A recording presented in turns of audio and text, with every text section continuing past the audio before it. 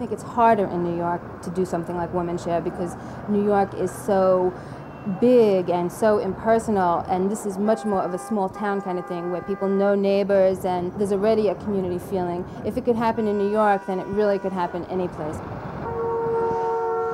Womanshare is a system where women trade services, and each woman's hour is worth the same as any other woman's, so that an hour of a lawyer's time is the same thing as an hour of help sorting your closets, or an hour of dog walking, or house cleaning, or whatever. We have 100 women that belong to it, and we have capped our membership at that because we want to keep the intimacy of the group, the personal quality, and also we want to be able to meet in each other's homes, gather in each other's homes. And if we get larger than that, our gatherings become overwhelming.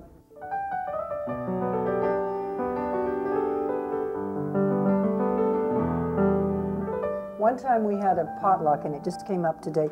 You mean you have potlucks on Mother's Day? You mean you have potlucks on Easter? The whole thing of community, as we'd express it, is in the potlucks. That's the glue that keeps Womanshare together. They're like the old-fashioned marketplaces where people come and hang out, do their trading, do their buying and selling, and it's the best place to do that. So that anybody who wants a trade, and it can be as outlandish as you wish to make it, raise your hand, and anybody who wants to work with that person will agree to it right then. All right. Marion, did you raise your hand? Yes, I have a need for someone to come and, on my VCR, since I had the cable box, it destroyed my directions of how to tape when I'm not at home, how to reset my clock, and how to tape even when I'm watching. I'll help. Okay. Oh, right. Very good. Pressing display. There. Well, now, am I bringing up something on this that tells me that I'm now have a program for time and resetting the time on my VCR? Well, actually, I was working with another one that gave The skills exchange part really attracted me because I'd had a lot of experience with sharing on the personal level, with women and supporting each other in our lives more emotionally. And this was an opportunity to really be in action with each other and really change our lives through being in a group where we all cared about the practical as well as the inner life. Why don't you try pressing the menu key again, which is going to end this whole selection process. All right. And there it, oh, I see. And there it is, 11:40. Oh. Okay. It's done. All right.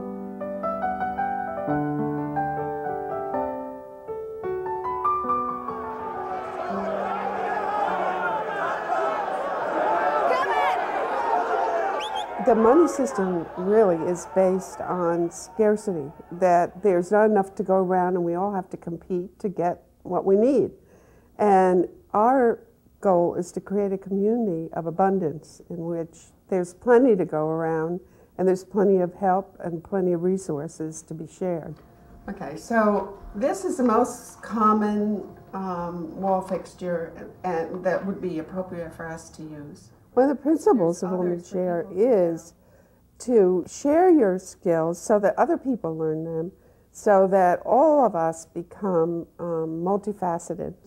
And I teach two people how to hang a picture so that the plug will stay in the wall and won't fall down. Oh, we're just going to hang it. Yeah. Great. Next time they can hang their own darn picture. And then if somebody needs a larger thing built, we can all, once they've used the drill 3 or 4 times, they can come and help too. It won't always be me that is called. All right, girls. And the interesting thing is that you'll find in trading in Womanshare that people do trade their professional skills. They also turn them into workshops. We have a lawyer who did a thing on living wills. A lot of people have done wonderful workshops based on their professional skills. An artist had watercoloring. And a lot of the things that happen with watercolor just plain happen. And that's one of the pleasures. The broader definition of Womanshare really has to do with making a community and encouraging the people in it to do what they really would like to be doing. Put in a fairly dark pigment area, kind of a wet, darkish pigment area. I mean, this is the idea of the masking tape edge was in essence a frame, and these two paintings, or one painting, I mean it really is a one painting, has been really set off by the edging of it, and it probably you can see it better than if that had not happened. My name is Linda, and I live on the Upper West Side, just a few blocks from here. I was a dancer from the time I went to performing arts, and my father was a painter, and my mother played the piano. I'm trained as a wardrobe stylist, and I work in film and commercials, television. I was a school teacher for several years before I decided to go back to school and get a master's in counseling. I'm not part of the group of New Yorkers that love the city because they have a lot of money to spend. So I think about money quite a bit because I don't have enough right now. I recently separated from my husband, so I didn't have that structure anymore in my life, and was interested in how do I now provide support and structure in a family, on a family basis. We have a weekend planned. We don't know what we're going to do, but we're going to do an overnight hike someplace. We're called the 4 W's. We were coming up with what are we going to name ourselves. So I think we decided on wild, witchy, walking women. So it happened so quickly. It was just wonderful that we just got together. The sky's the limit on what can be created within the organization to suit the needs of the women. There was a patient advocate. There's a woman in Womanshare who is a patient advocate, and she really changed my life very quickly by just telling me my rights and offering to come with me while I talked to the doctor. And then, of course, my mother said, "Be careful, don't make the doctor angry," you know, and I thought, oh my God, this is what I've come from, you know.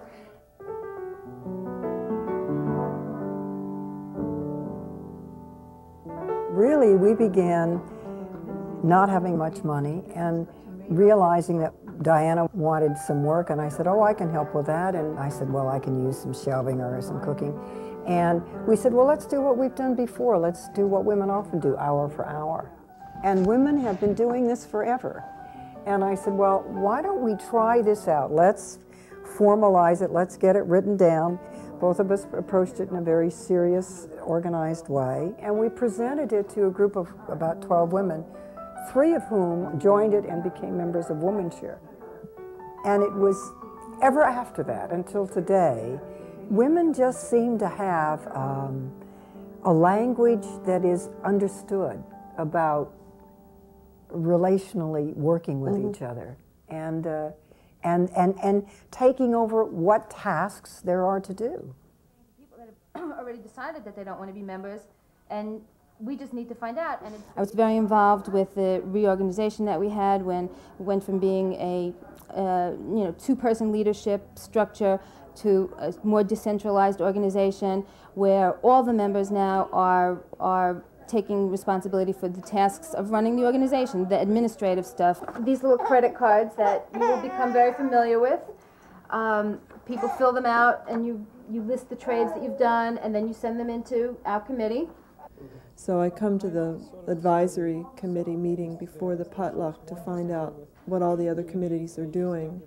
And I've sort of created a little committee for myself called the Float Committee. So any of the other committees that are in need of someone to help them, they know to call me, and there's one other woman on that. So it is run by a very informal council of people that come once a month, that just the people who are doing the work or the people that choose to come, and the decisions are made that day, and somehow the work gets done. And so I feel it's one of the greatest accomplishments that you can have is to create something and it continues without you. I'd like to call your attention to the 3 suggestions that came up out of the discussion that I had with Corey.